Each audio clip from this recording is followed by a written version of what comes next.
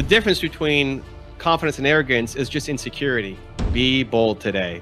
If you were chosen to be one of the first colonists on Mars, what 3 things or people would you take with you?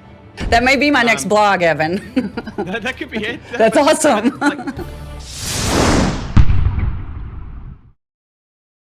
Welcome to the We Are VIP podcast, a podcast devoted to adding value to your career or candidate search, brought to you by VIP. I'm your host, Casey Hasten, executive recruiter, director of recruiting with VIP, and your all-around hiring guru. And let me just warn you ahead of time, you better get ready because I have brought to you today Evan Carmichael. Evan, I want to welcome you to the We Are VIP podcast, and thank you so much for making time for us today and joining us. Welcome. Thank you for the love. It's great to be here. This is awesome. Let's go. So I wanted to start with a quote that I found on your website from Gary Vaynerchuk, also lovingly known as Gary V, which I think really epitomizes your style, which is Evan consumes so much content and then knows how to DJ it to inspire people. I love that. So you want to talk a little bit about that and why you chose that format? I think your purpose comes from your pain. I think whatever you struggled with the most as a human emotionally is the thing you want to help other people with. And how you got out of it is teachable to other people. So I struggled so much as an entrepreneur in my first business and felt the lowest kind of self-worth. And the thing that saved me was researching Bill Gates' story and how he got started. And that ended up turning my company around, eventually selling it and catapulting my career. And I wanted to then teach other entrepreneurs how to do it. And so for the past 20 years now, it's just been researching other successful entrepreneurs and what I've learned from their success. And hopefully in my learning, the audience learns as well. That is amazing. That is amazing. And so I'm not sure if you know what VIP does, but we are actually recruiters for the accounting and finance space. And so typically we like to ask thought leaders like you questions that will help our candidates in their job search. So I know that you had mentioned that several times, well, it's actually your headline, that you're an introvert, right? And despite this, you have built an incredible following on all the platforms. But I think most impressively, I think you have, 30,000 people on Facebook, 183,000 on Instagram, 212,000 on Twitter, but on YouTube, holy moly, you have over 2 million. Right? With over 300 million downloads. I think I'm getting those numbers right. How did you do that being a self-proclaimed introvert? Because my purpose required it.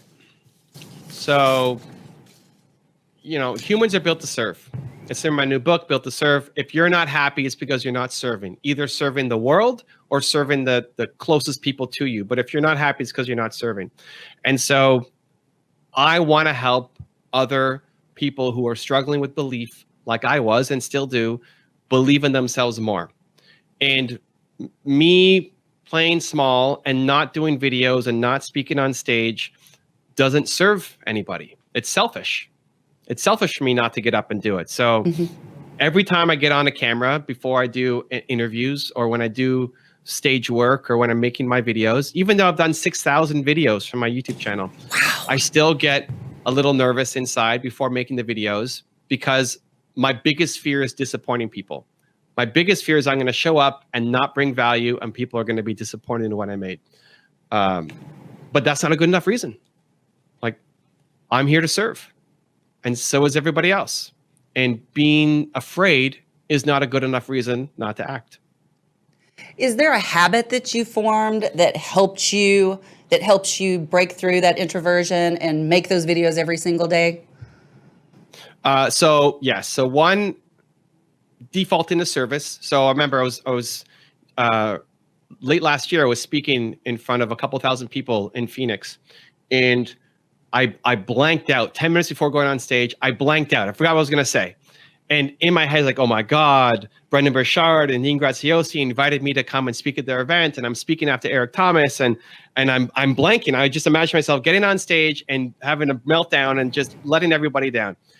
And what I did was I peeked from backstage to the audience and I reminded myself, it's not even about me, it's about them. Like, I'm here for them. Stop being so selfish. Get out of your way. You've got knowledge that can help them, and go out there and serve. And so the serving gives me the strength to overcome the anxiety and stress. Plus, I built an identity around if I say scary, difficult, or hard, that means I have to do it. Oh, I like that.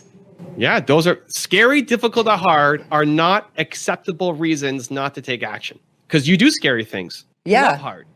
What, you just want easy? Who wants easy? Like, you don't want to just live easy. What does that mean? It means you're photocopying your life every single day. And I think if there's nothing in your calendar that is hard or scary or difficult for the next month, then you hate your life. And so when scary, difficult, hard, if I hear myself say those words, like, hey, you want to go on the VIP show? I'm scared. Now I have to do it just because I do things that I'm scared of. Well, I don't know if you actually said you were scared to come on our show, but if you did, yay, I'm glad, because I'm glad you're here with us today. So talk to me a little bit. So right now I am like stalking all your work since I've been introduced to you. No, I'm not even kidding. It's like I go home at night and I like throw your YouTube videos up on the big TV, and my boyfriend's like, But you know what? One good thing about it, like this last one you had Mel Robbins on there and you had Brene Brown, and I've been talking about these people for years, and he finally got to see them. And so I think I've caused a believer now. So good for you. You helped. All right. We're doing it. I love it. I'm happy that we solved marriage or relationship issues too. Great. Absolutely. Absolutely. So in your book, 250 for Confidence, you mentioned that it takes 18 to 254 days of taking action to form a habit. We talked about your habit. But what is something that our candidates or even our clients could do to push through to that 254th day and not quit? It's figuring out what is the thing that makes you remember your boldness and then do that on a daily basis. So nobody wakes up. I didn't wake up this morning. For anybody who watches my content, I didn't wake up and say, oh my God, it's Thursday. I'm awake. Let's go change the world. Right? Like, I did. Nobody wakes up like that. You I'm just did kidding. not wake up. I did not wake up. I did not want to get out of bed this morning, I'll be honest. But that's the thing. Like, we look at these successful people and think they must have something different in them, that they're getting up and motivated, and I'm tired. Everybody wakes up the same way. The difference is the people who go and have success have routines and habits where they demand excellence from themselves on a daily basis.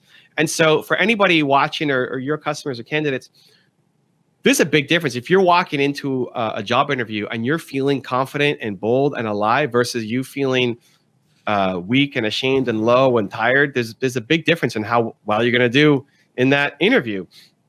So everybody has felt bold and courageous at some point. We've all felt it. Understand what triggers it for you, and then put that into your morning routine. Stop waking up like an accident. Like, a lot of people don't have a routine and just wake up and open their phones and fall into their day. Other people, though, do have a morning routine. The problem is, though, it doesn't serve you every day. It's great that you say you have a morning routine. The most important thing out of a morning routine is the feeling of boldness and confidence. If you don't feel bold and confident coming out of your morning routine, you didn't do it right. Either you didn't put the thing in that you need to put in, or you didn't do it with enough intention because you're watching a video, but you're washing the dishes and putting your shoes on and doing something else. So you didn't get the feeling. So you could check the box. This is what a lot of people do. You check the box. Oh, I did it. But you don't have the feeling. It doesn't count. Go do it again. Like, whatever the thing is that makes you feel bold, powerful, confident, alive, do that every morning. If you did that for the next 254 days or 300 days or 18 days, your life is going to change. I love that. I love that. And I'll be honest with you, I've been kind of struggling with my morning routine lately. I've gotten kind of, and for so long I was on track and I checked the box. I have a full focus planner. I would check morning routine, check, And so I really, but I'm having to give myself a little bit of grace as things change to adjust that morning routine. And I think that that's important that people know that it can change. Sure. What's the thing that makes you feel the most courageous, bold, alive? What is it for you? For me, it is centering myself in the morning so that I can be the best me as I move forward in the day. I call it putting my day in order. But what are you doing? Are you meditating? Are you praying? Or I meditate. So I get up. The first thing I do is I meditate when I'm in my morning ritual. Then I will journal. Then I will make my bed when I'm in the right ritual because I think it's important to make your bed. Sure. And of course, and then I will either write because I'm working on a book, or I will exercise depending on the day.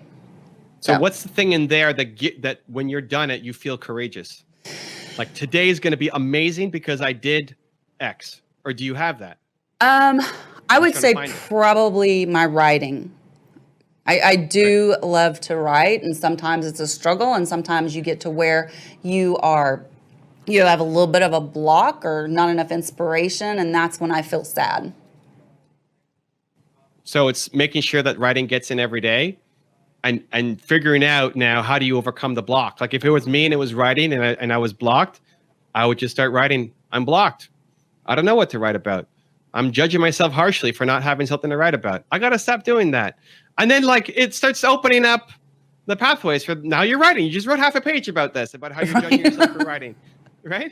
That may be my next blog, Evan. that could be it. That's awesome. Like, here's the thing, like writing doesn't do it for me, but writing does it for you, which is awesome. So what you should do is make sure like that has to be part of every day is that you write and that you're sitting down and you're writing and you keep writing until you get that feeling of boldness and confidence coming out, because you showing up to everything that you're doing with your show and your work and all the stuff that you're doing, you spend an extra 15 minutes to get the boldness will create a totally different day than if you let yourself off the hook and say, I don't know, writer's block today, and then it's just a blah day the whole day. You know what? That is a really good point. How would our candidates or our job seekers, how would they go about finding out what it is that helps them be bold? I mean, you did that with me in like 2 seconds, but here's the thing.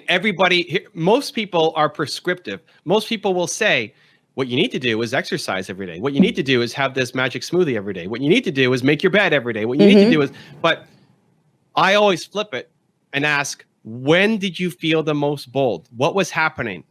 Because there's nobody I've met that's never felt any moments of boldness or courageousness. Right. Everybody's had it in some point in their life, right? It's just not consistent. That's the problem. So what was the thing that led you to feeling bold and confident? So for you, it's writing. For me, it's sharing a piece of content. For somebody else, it might be prayer. I don't care if you have to meditate naked holding your cat outside on the balcony. Like, doesn't matter. Whatever the thing is, do that every morning. I had a guy who's like, he has his morning purge. So he lives in Eastern Europe. And even in the middle of the winter, he goes out into his backyard in his underwear, takes freezing cold water, pours it over his head, and he yells as loud as he can. Every morning. And I'm like, that's crazy. And I look at your faces like, this guy's nuts. But that's what he needs to do for him, right? So great. Go do that crazy purge every single morning and it'll change your life. For you, it's getting the writing down, but not stopping it until you get the feeling. Because this is what so many achievers do. Because other people look at your calendar and say, holy cow, she's got it all figured out. She's got the show. She's got this. She's got that. She's doing it. She's crushing it. But you're looking at it saying, I know I could do better than this. Oh, exactly.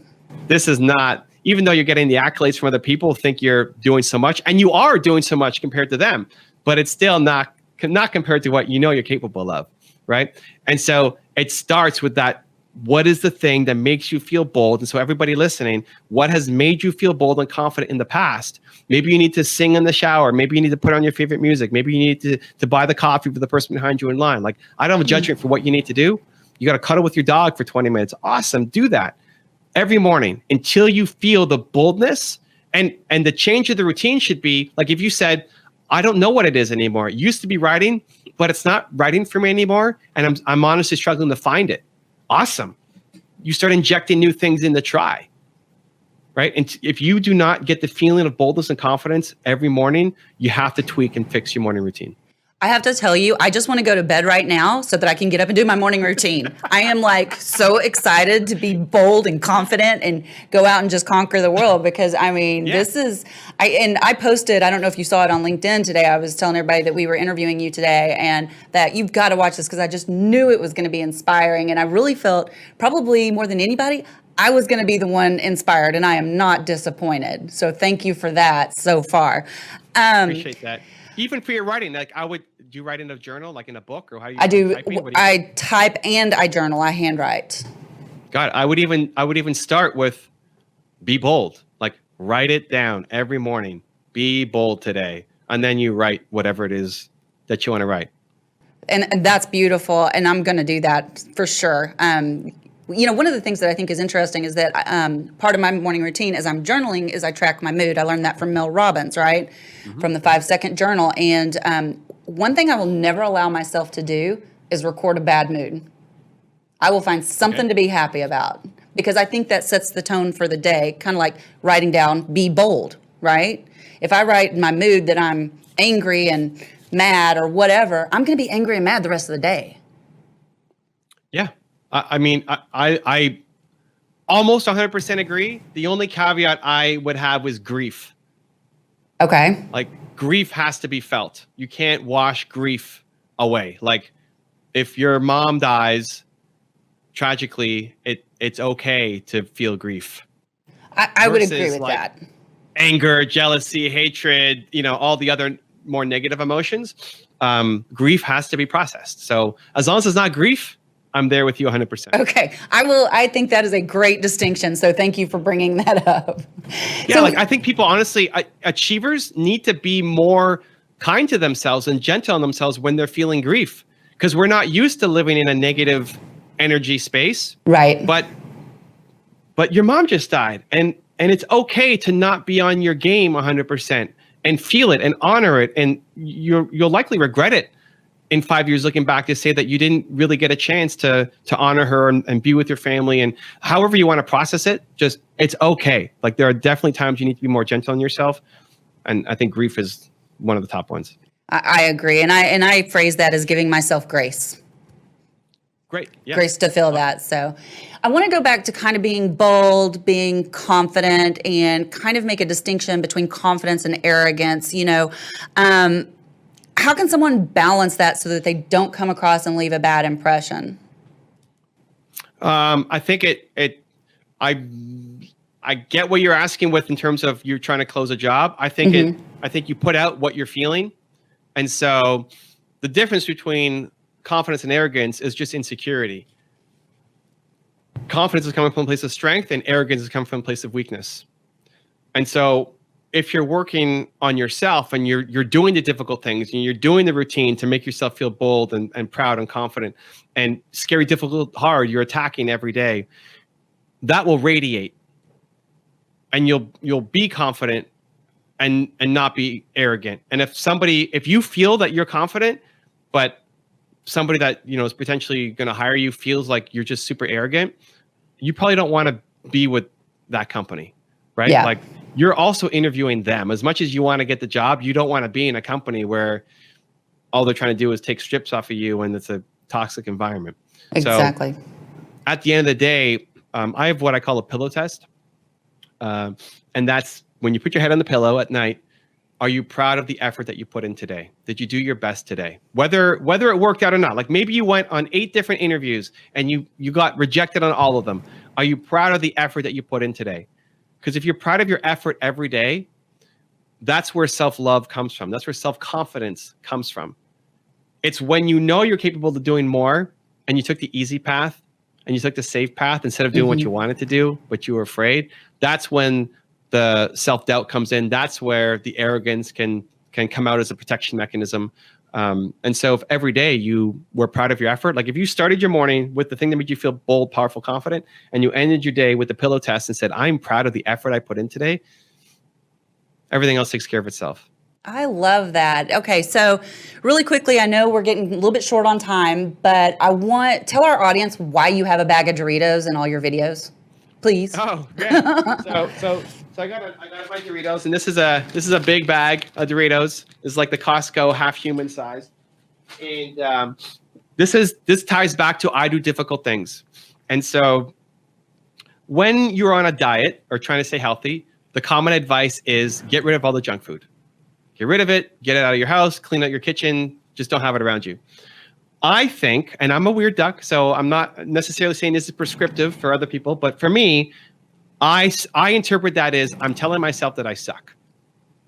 that I am not capable of being around the Doritos, so the Doritos wins, and the only way for me to stay away from it is to have them nowhere near me.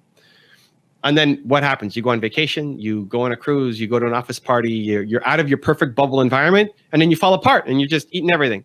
So I think if you break your leg, you're going to be on crutches for a while, but then your goal is to walk, right? So if you need to get stuff out of your house for now, awesome. But your goal is to be able to be around it. So my strategy is called Damn the Doritos, because the Doritos can't be stronger than me.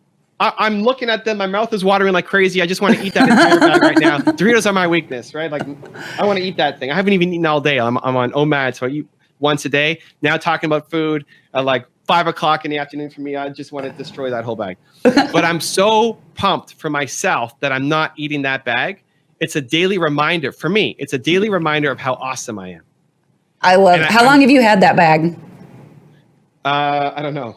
That one's probably a while. But it still makes my mouth water. And so this is where I'm different from my contemporaries. So Mel Robbins, I love Mel Robbins.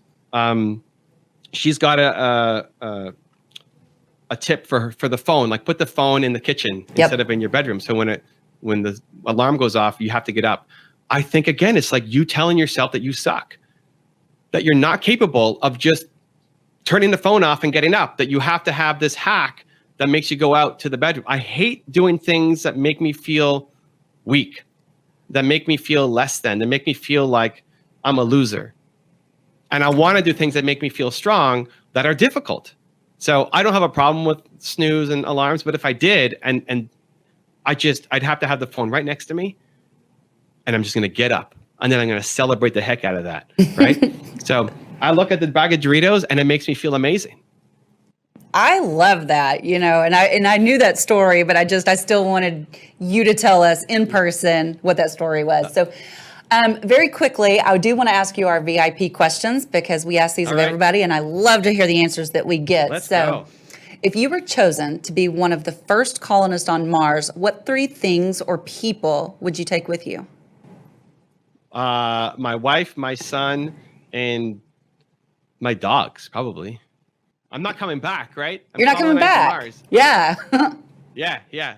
Okay. My wife, my son, and then my dogs. You're going to lump your dogs in as one object? Oh, do I have to pick a dog?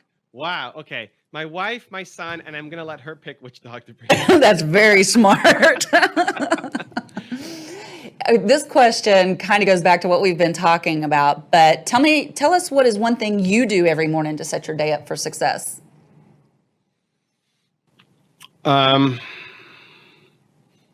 got a bunch. I'm trying to think like what would be a really cool or different one.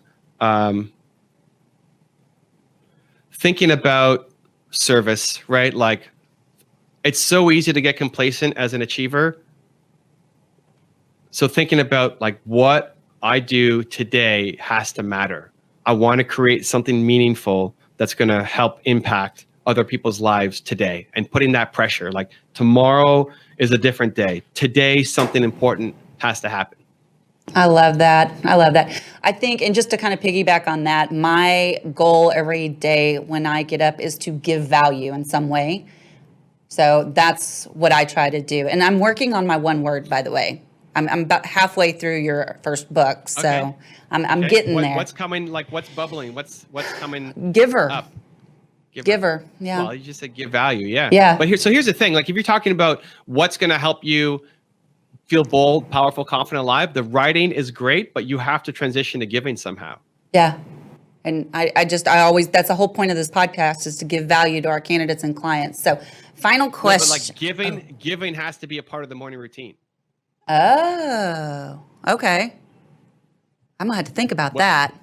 Yeah, whether that's actually giving in terms of like you're going to take a call with somebody and mentor them, or you're going to buy the coffee for the person behind you in line, or you're just going to meditate and pray for somebody. Like, I'm thinking of somebody in my head and I want them to have love today, and you're like focusing your energy on supporting somebody else.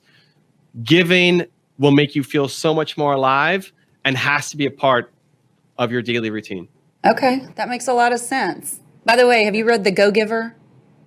I do. Yeah, I love The Go-Giver. I love that. That's me. Okay, that describes me. So, yeah. Okay. Final question: If your life's work was being summarized in a headline or in a news article, what would your headline be? I would just call it believe. Of course you would. Hashtag believe. Hashtag believe. Yeah. Evan, I'm so excited to share you with everybody. I've been talking about you nonstop since I was introduced, but how do people find you? So I think if you're looking for the books, Built to Serve is the newest one. You can go to Amazon, easiest spot to get it. If you're looking for social media content, YouTube is my biggest platform, but wherever you're hanging out, I'm probably there, and come by and say hi. That is awesome. And it's just the Evan Carmichael YouTube, right?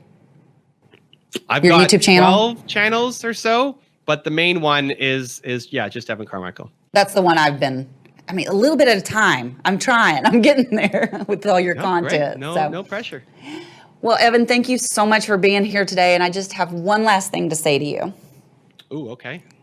You are a VIP. Yeah, baby, we made it. It happened. It happened. If you have a podcast or interview show and want me to be a guest on it, I have two options for you. There's a link right there next to me. Go click it, and I look forward to being a guest on your show.